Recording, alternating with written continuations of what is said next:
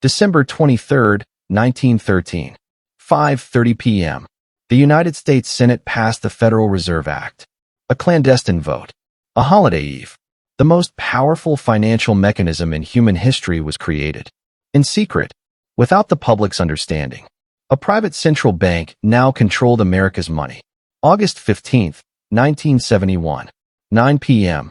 President Richard Nixon closed the gold window. A televised address. A unilateral decree. The global monetary system, in place since 1944, was terminated. Overnight, the dollar became a faith-based currency, backed by nothing but promise. September 15, 2008. 1:45 a.m. Lehman Brothers filed for bankruptcy. $639 billion in assets. $619 billion in debt. The largest bankruptcy in American history. The Federal Reserve responded. Not with accountability. With a blank check. $16 trillion in secret bailouts. The final transfer began. 3 dates. 3 betrayals. 1 silent pattern. This is the story of systematic wealth extraction. A 3-act play of financial engineering. Orchestrated not in the halls of Congress, but in the boardrooms of central banks and connected institutions. This pattern has destroyed the purchasing power of every major currency in history. From Rome to the Reichsmark. From the assignat to the Argentine peso. And it is happening now. To you. To the US dollar. To the American middle class. We introduce the framework. The 5 stages of monetary collapse. It is not a theory. It is a historical autopsy report. A repeatable sequence of policy decisions, market manipulations, and public deception that has preceded every great currency crisis for 500 years. And the American monetary project, built on 1913, severed from gold in 1971, and put on life support in 2008, has entered the terminal phase. History does not repeat, but it rhymes. The collapse of a monetary system is not a random event. It is a predictable process. A 5-stage death spiral. Stage 1, the seigniorage capture.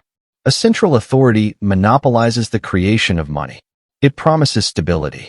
It delivers hidden taxation through inflation. The profit from creating currency, seigniorage, is privatized. The risk is socialized. Stage 2, the anchor abandonment. The link between money and a tangible store of value, gold, silver, land, is severed. Deliberately. This removes the disciplinary brake on money printing. The currency becomes a floating abstraction. Stage 3, the debt acceleration. Unleashed from its anchor, debt explodes. Credit is mistaken for wealth. The financial sector balloons. Asset bubbles form. The economy becomes financialized. Real production stagnates. Stage 4, the crisis catalyst. A triggering event, a bank failure, a market crash, a war, reveals the systemic rot. The response is not reform. It is exponential expansion of the money supply. Bailouts. Quantitative easing. Whatever it takes. Stage 5, the currency reset. The system breaks. Hyperinflation or a sudden debt jubilee. A new currency is introduced. Wealth is transferred from the many to the few. The cycle resets. With new managers. Old promises. This pattern spans centuries. Spain's empire, 1590 to 1670. The French monarchy, 1715 to 1790. The British pound sterling, 1914 to 1971. The Weimar Republic, 1918 to 1923. We have the blueprints. And the United States dollar is at stage 4. The crisis catalyst. Right now, the 2008 bailout was not the end. It was the beginning of the end. To understand the betrayal, you must first understand the promise. The rise of the American economic miracle was, in many ways, a rebellion against the very monetary tyranny it would later adopt. For over a century, America prospered without a permanent central bank. The first and second banks of the United States were defeated. Their charters were allowed to expire.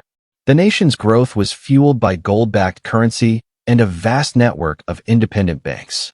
By 1910, the United States was the world's foremost industrial power. It had the highest standard of living, the largest gold reserves, a dollar that was as good as gold, and a government that, by design, could not simply print money to fund its ambitions. But for a small group of powerful bankers, this was a problem. A gold standard imposed discipline. It limited speculation. It prevented the consolidation of financial control. Profits were made through productive investment, not currency manipulation.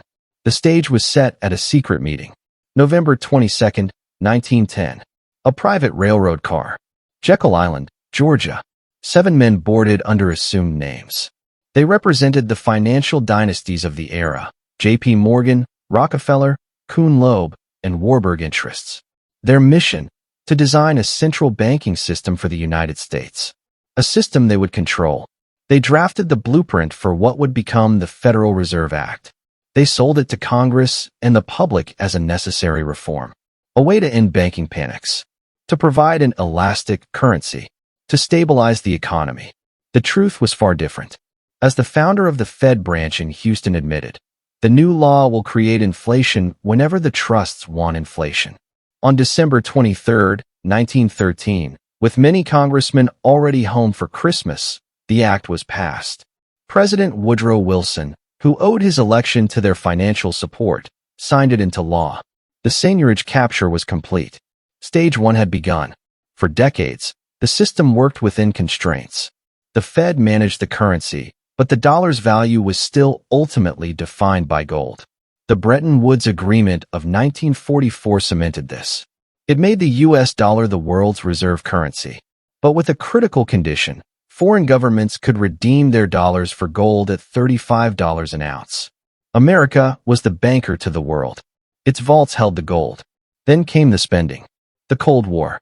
The Vietnam War. The Great Society. America printed dollars to pay for it all. Dollars that flooded the globe. The world began to suspect the vaults were empty. That there were far more dollars in existence than gold to back them.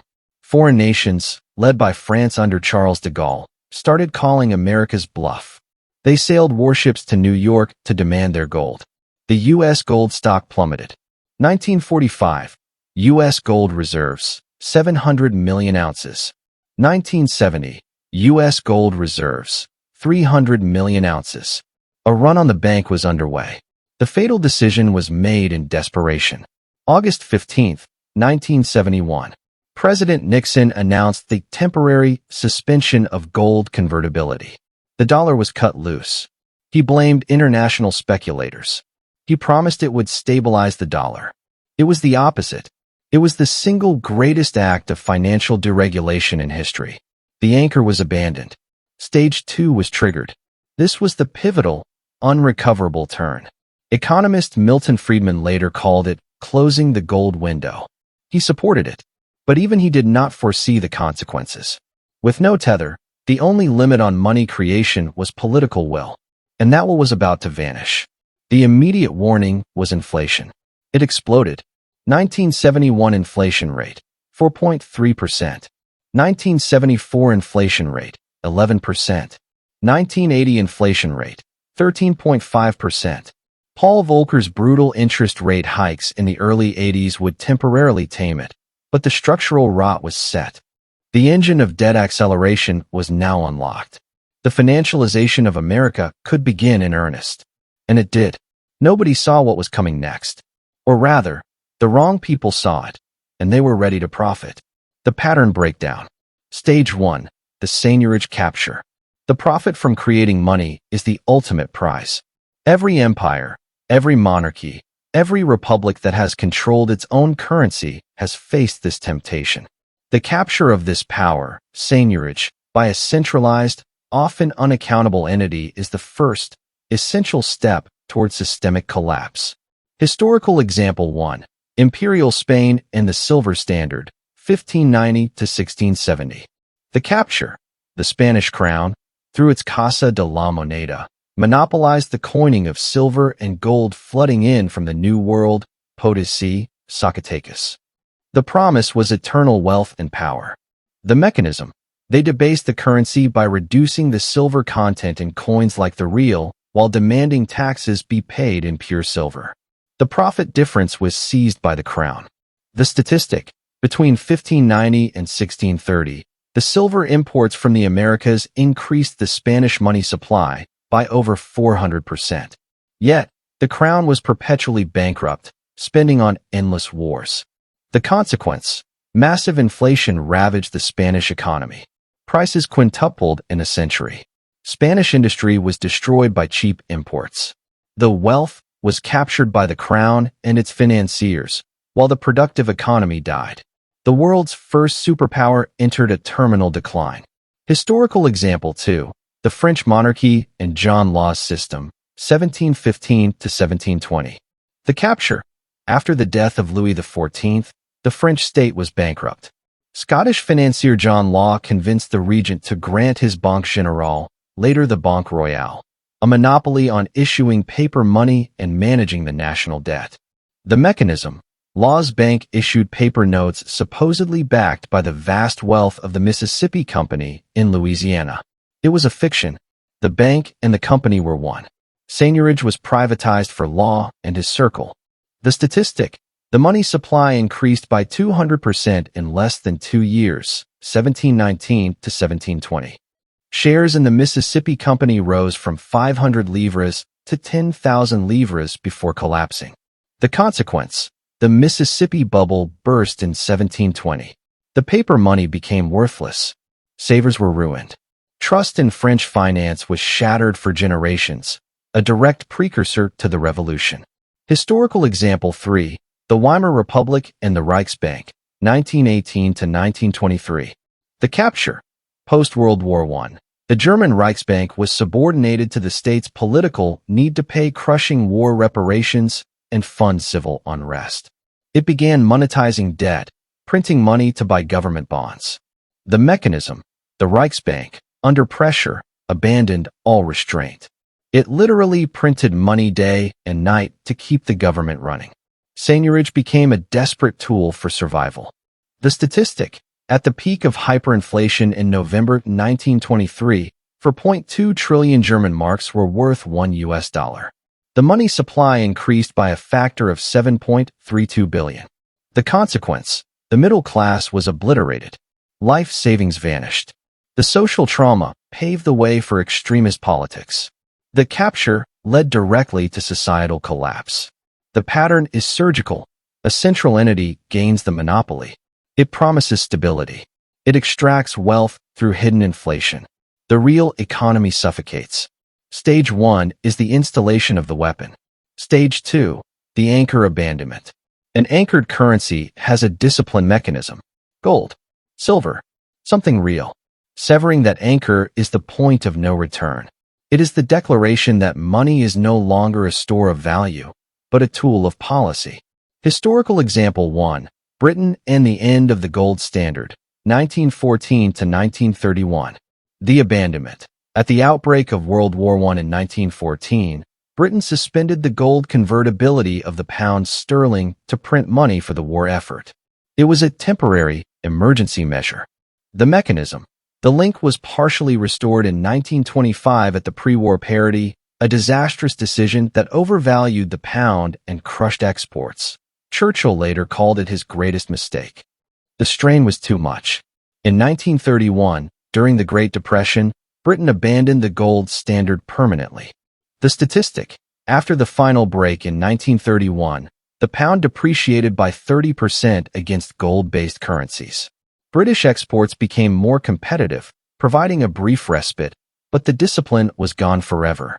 The consequence: the British Empire's financial hegemony began its irreversible transfer to the United States. The pound's role as the world's sole reserve currency ended. Historical example 2. The United States and Nixon shocks, 1971. The abandonment. As detailed, Nixon closed the gold window. The Bretton Woods system, a gold exchange standard, was dead. The mechanism. The dollar became a pure fiat currency. Its value was determined by faith in the U.S. government and the full faith and credit clause, a phrase meaning nothing tangible. The statistic: the U.S. M3 money supply, abroad measured 1971, $750 billion. 1981, $2.2 trillion. A near tripling in a decade. The consequence: the era of global fiat money began. Currency values now floated, creating massive new markets for speculation, forex, and removing the final barrier to unlimited deficit spending. Historical example 3. The Swiss franc and the end of a modern peg, 2011 to 2015. The abandonment. During the Eurozone crisis, the Swiss National Bank, SNB, pegged the franc to the euro, 1 Swiss franc and 20 rappen per euro, to prevent crushing appreciation. It was a de facto anchor to another fiat currency. The mechanism. On January 15, 2015, the SNB unexpectedly and unilaterally removed the peg. The Swiss floor was abandoned. The statistic. The franc appreciated over 30% against the euro in minutes. The forex market lost an estimated $1 trillion in broker equity in a single day. The consequence. It demonstrated that even in the modern era, anchors are temporary political conveniences. When the cost of maintaining the fiction becomes too high, the anchor is cut. Markets are shattered. The lesson is universal. The anchor is abandoned under the guise of necessity, war, crisis, or expediency. The temporary measure becomes permanent. Stage 2 unlocks the printing press. Stage 3, the debt acceleration. With the anchor gone, the only limit on money creation is self-imposed. That limit is quickly discarded. Debt, both public and private, explodes. Credit is mistaken for real wealth.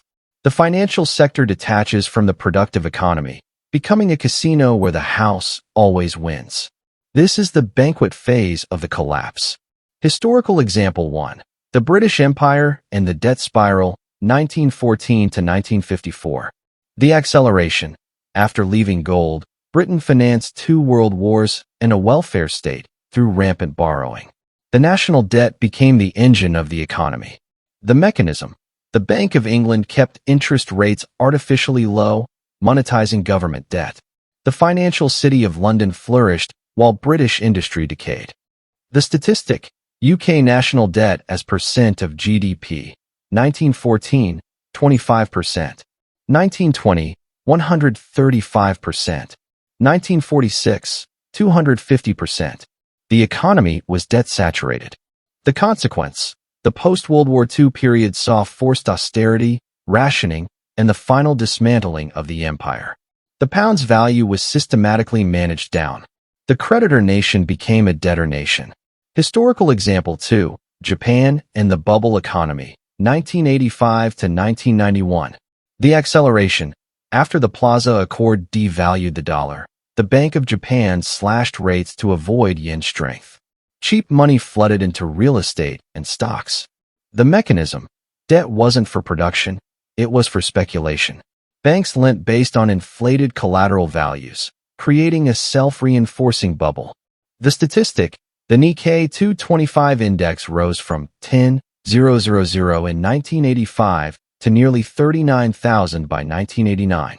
Imperial Palace ground land was mythically valued higher than all the real estate in California. The consequence. The bubble popped in 1991. The Nikkei crashed, losing over 60% of its value. Real estate collapsed. Balance sheets were destroyed. Japan entered 3 lost decades of stagnation, kept alive only by perpetual central bank intervention, a preview for the West. Historical example 3. The United States and the financialization era, 1971 to 2008. The acceleration. Post 1971, total credit market debt in the U.S. entered a hockey stick growth pattern. Every crisis was met with more debt. The mechanism. Financial sector profits soared as banking shifted from lending to fee generation, securitization, and derivatives trading. Wall Street became the dominant sector of the economy. The statistic. U.S. total credit market debt to GDP, 1971, 150%. 2008, 370%. Financial sector profits as a percent of all corporate profits, 1980, 10%. 2007, 40%. The consequence. The economy became addicted to asset inflation. Housing became an ATM. The stage was set for a system-wide cardiac arrest. Stage 3 builds the unstable tower. Stage 4, the crisis catalyst. The tower of debt cannot grow to the sky. It needs a trigger. a Lehman Brothers, a Black Wednesday, a pandemic. The catalyst is not the cause. It is the spark that hits the gas-filled room. The system's fragility is exposed. And the universal response? Not reform, not allowing failure, but a doubling down on the very mechanism that caused the problem: exponential monetary expansion. Historical example 1. The French Revolution and the assignat collapse, 1789 to 1796.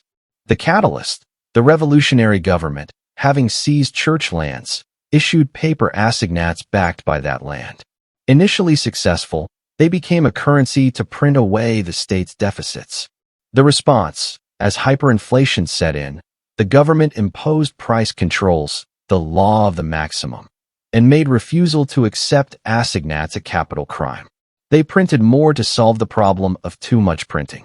The statistic: the volume of assignats in circulation, 1790, 400 million livres. 1795, 40 billion livres. They became literally worthless. The consequence: the currency's collapse destroyed the savings of the revolution's supporters, led to famine, and contributed to the rise of the terror and, ultimately, Napoleon. The monetary crisis was the political crisis. Historical example 2. The Weimar hyperinflation and the Ruhr occupation, 1923.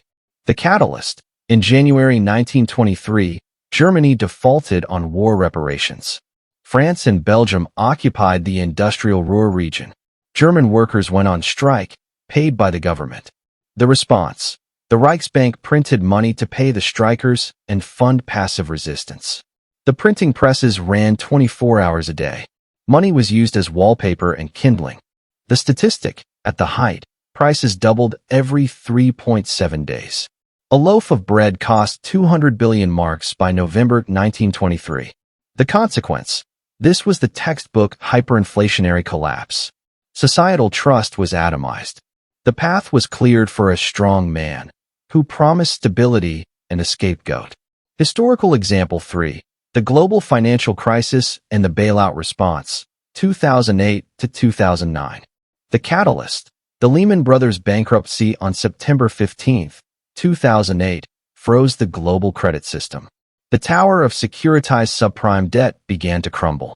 The response: the Federal Reserve, Treasury, and global central banks executed the largest monetary intervention in history. TARP, $700 billion, zero interest rates, ZRP, and the first round of quantitative easing, QE. The Fed's balance sheet ballooned from $900 billion to $4.5 trillion by 2015. The statistic: the Fed's secret overnight loans during the crisis totaled over $16 trillion to global banks, as revealed by a 2011 GAO audit. Interest rates were held at 0% for 7 years. The consequence: the banks were saved. The debt was socialized. Moral hazard was cemented as policy. The too big to fail doctrine became too big to discipline. Stage 4 is the diagnosis of terminal illness, followed by an addictive painkiller prescription. Asterisk, Stage 5, the currency reset. The final stage is not a slow decline. It is a break. The old system becomes untenable. Hyperinflation renders the currency useless. Or a sovereign debt crisis forces a default. Or a new system is imposed by force or consensus. The reset always accomplishes one thing: a massive, one-time transfer of real wealth from the general population and unprepared to the connected and forewarned. Historical example 1. The Roman Empire and the Edict of Diocletian, 301 AD. The reset. After centuries of debasing the silver denarius, it went from near pure silver to less than 5%. Hyperinflation ravaged the empire. Diocletian issued his edict on maximum prices, trying to dictate the value of goods. It failed. The mechanism, the reset, came later. Constantine introduced the solidus, a new gold coin of reliable weight and purity. It was a hard currency reset for the elite and the state. The old, debased coinage was discarded. The consequence: wealth was consolidated with those who had access to gold. The tax burden on the productive class, farmers, merchants, increased, leading to serfdom and the collapse of long-distance trade. The monetary reset accelerated the empire's feudal fragmentation. Historical example 2. Post-Soviet Russia and the ruble reform, 1998. The reset. After the collapse of the USSR, the Russian ruble experienced severe inflation. In 1998, a debt and currency crisis culminated in a default on domestic debt and a devaluation. The mechanism. The government redenominated the ruble. 1,000 old rubles became one new ruble. Savings were wiped out. Western vulture funds bought up stripped assets for pennies. The statistic. The ruble lost 70% of its value against the dollar in a matter of weeks. Inflation hit 84%. The consequence. The Russian middle class was destroyed again. A small group of oligarchs, connected to the state, captured the country's natural resource wealth. The reset created the oligarchic system. Historical example 3. The European periphery and the euro, 1999 to 2015. The reset. For countries like Greece, the 2010 debt crisis was a currency crisis in disguise. They could not devalue their own currency, the drachma, as they were part of the euro. The mechanism, the reset, was internal devaluation, brutal austerity, wage cuts, and asset fire sales enforced by the ECB and IMF. Real wealth, public utilities, infrastructure, banks, was transferred to foreign creditors and investors. The statistic. Greek GDP shrank by over 25%. Youth unemployment exceeded 50%. Household wealth evaporated. The consequence. The currency union survived, but at the cost of impoverishing an entire generation in the periphery. The wealth was transferred north to core EU banks and nations. The bottom line of Stage 5, the reset, is never fair. The architects of the old system position themselves as the managers of the new. Debt is extinguished, either by inflation that vaporizes it, or by default that repudiates it. But real assets, land, resources, companies, gold, do not vanish. They simply change hands. Stage 5 is the final wealth transfer. Current crisis application. We are here now. The historical autopsy is complete. The 5 stages are documented, proven, and lethal. Now, locate the patient. The United States dollar is not at stage 1. That was 1913. It is not at stage 2. That was 1971. It is not even at stage 3. That debt acceleration phase peaked in 2008. The United States financial system is deep in stage 4, the crisis catalyst. The 2008 crisis was not the end. It was the beginning of the terminal phase. The response to that crisis, the blank check bailout, the zero interest rates, the quantitative easing, was not a cure. It was the administration of the addictive painkiller. And like any addict, the system now requires larger and more frequent doses just to avoid withdrawal. The catalyst is now a permanent state of being. We are living in the managed collapse, the controlled demolition. And the evidence is not hidden. It is in the official data. Current evidence. The balance sheet of last resort. The Federal Reserve's balance sheet. 2008, $900 billion. Post, 2008 QE peak, $4.5 trillion. Post-COVID QE peak, $9 trillion. It has never truly normalized. It is the permanent monetization of debt. The debt saturation, U.S. total public debt, 2008, $10 trillion. 2024, $34.5 trillion. It surpassed 100% of GDP in 2013 and now exceeds 120%. This is not wartime. This is peacetime acceleration.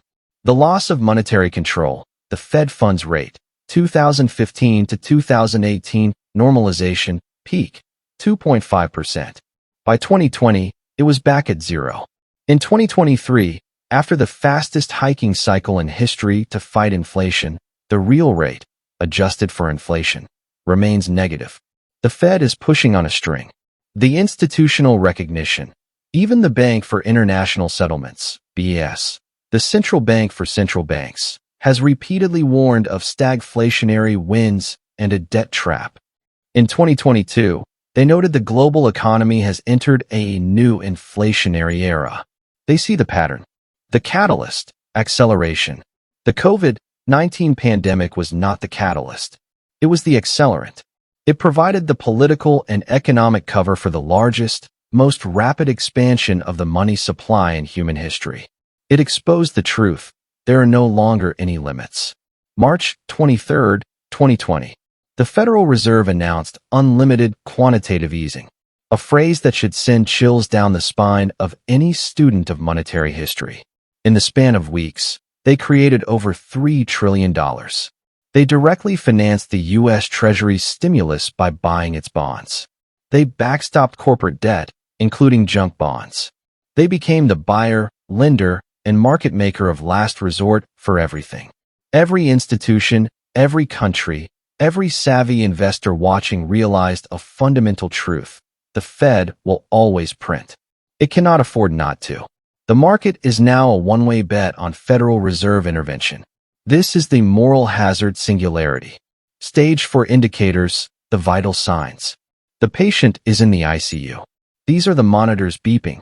Indicator 1, the velocity of money collapse. What it is, how fast a dollar changes hands. High velocity equals healthy, transactional economy. Low velocity equals hoarding, stagnation, financialization. The data, M2 velocity, Q4 2023 1.15. In 1997, it was 2.20. It has been in free fall since 2008. What it means, the trillions printed are not circulating in the real economy. They are trapped in financial assets, stocks, bonds, real estate, inflating bubbles. The Fed is pouring liquidity into a leaking bucket. Indicator 2, the national debt interest trap. What it is, the cost to service the national debt. The data, U.S. net interest on debt, FI 2023, $659 billion. It now exceeds the entire defense budget. CBO projection for 2034, $1.4 trillion per year. What it means, the government must borrow more money just to pay the interest on money it has already borrowed. This is a textbook debt spiral. It forces either drastic austerity, politically impossible, or more money printing, inflationary. Indicator 3, the loss of reserve currency status, the early warning. What it is, the global move away from the U.S. dollar in trade and reserves. The data, dollar share of global reserves, 2001, 73%. 2023, 58%. The decline has accelerated post-2022. What it means, the world is quietly, steadily diversifying. BRICS nations are establishing swap lines and trading in local currencies. This is not a sudden run, but a slow leak that undermines the foundation of dollar demand. Indicator 4, the inflation regime shift. What it is, the transition from transitory inflation to embedded structural inflation. The data, core CPI, ex-food and energy, pre-2020 average, 2%. Post-2020 average, 4-5%. The 2% target is a fiction. The baseline has permanently risen. What it means, the credibility of the central bank is shattered. The public's inflation expectations become unanchored, leading to wage price spirals. This is the Weimar and 1970s playbook. Indicator 5, the political capture of the Fed. What it is, the abandonment of central bank independence for fiscal financing. The data, during COVID, the Fed explicitly bought bonds to ensure smooth market functioning and support the flow of credit. This is directly financing government deficits. What it means, the Fed is no longer an independent regulator of money. It is the funding arm of the Treasury. This is the final, fatal symptom of Stage 4. The central bank has become an agent of the state's insolvency. We are here. The crisis catalyst is no longer an event. It is the environment. Every solution proposed, more stimulus, more debt forgiveness, more Fed intervention, is simply more of the poison. The system is now hunting for the trigger for Stage 5, the reset. It is mathematically inevitable. The only questions left are, what will the final trigger be? And who will be positioned to survive it? Consequences and timeline. What this means. The 5 stages are not a prediction. They are a trajectory. Understanding them is not about predicting the exact day the dollar dies. It is about understanding the forces that will reshape the global economic landscape over the next decade. This reshuffling creates stark winners and catastrophic losers. For winners, the debtor class and the connected, those with massive, fixed-rate debt, governments, corporations, certain homeowners, will see their obligations inflated away. The largest debtor of all, the U.S. government, wins through stealth default. The financially connected, those with first access to newly printed money, primary dealers, megabanks, will use cheap capital to acquire hard assets before prices rise. Owners of hard and strategic assets. This is the historical constant. Owners of productive farmland, energy resources, critical minerals, and precious metals, gold, silver, will see the nominal dollar value of their assets soar as currency devalues. Their wealth is stored outside the failing system. Countries with trade surpluses and commodity sovereignty. Nations like Russia, energy, grains, Saudi Arabia, energy, Australia, minerals, and Canada, energy, agriculture, hold real goods the world needs. They will gain bargaining power. China, despite its own debt problems, is positioning itself as the manufacturing and mercantile hub of a multipolar currency world. The technocratic class managing the transition, the accountants, lawyers, bureaucrats, and central bankers who administer the reset, the debt restructurings, the capital controls, the new digital currency frameworks, will wield immense power and protect their own wealth. For losers, the cash saver and the retiree, anyone holding wealth in savings accounts, money markets, or long-term fixed-income bonds, like 30-year treasuries, will be systematically liquidated. Inflation will erode their purchasing power. Rising rates will crater the principal value of their bonds. The promise of a safe retirement based on dollar-denominated savings will be broken. The unprepared middle class, their wealth is typically trapped in a single, overvalued asset, a suburban home, and a dollar-denominated 401k. They lack diversification into hard assets or international exposure. They will bear the brunt of inflation via soaring costs for food, energy, and services, while their primary assets stagnate or fall in real terms. The U.S. consumer and dollar-dependent economies, the American standard of living, built on cheap imported goods financed by dollar reserve status, will decline. Countries like Japan and those in the Eurozone, which hold massive dollar reserves and depend on dollar-based trade, will suffer significant capital losses and turmoil. The legacy financial middleman, any institution whose business model is based on the old order of stability, certain insurance companies, pension funds with outdated actuarial assumptions, traditional banks reliant on net interest margin in a distorted yield curve, will face insolvency or irrelevance. Based on the compression of historical cycles, Spain's decline took 80 years, Britain's took 40. The post-1971 dollar system has accelerated. We can project the final act. The timeline is not about dates, but about sequence. 2024 to 2030, the managed demolition stage for persists. This is the period of kicking the can. Inflation will remain structurally higher, 4 to 6%, punctuated by deflationary asset crashes, commercial real estate, equities, that are met with renewed Fed liquidity. Bail-ins, using depositor funds to recapitalize banks, will be tested. Capital controls will be discussed openly. Digital dollar, CBDC, pilot programs will be rolled out, marketed as a solution for financial inclusion and efficiency. BRICS Plus will solidify a commodity-backed trade settlement system, bypassing the dollar for critical resources. The key event: a failed U.S. Treasury auction, where demand is so weak the Fed is forced to openly buy the majority, signaling the end of market-based debt financing. 2030 to 2035, the breaking point and reset, stage 5 triggers. A political or geopolitical crisis, a frozen conflict escalation, a domestic debt ceiling standoff that isn't resolved, will trigger a loss of confidence that cannot be printed away.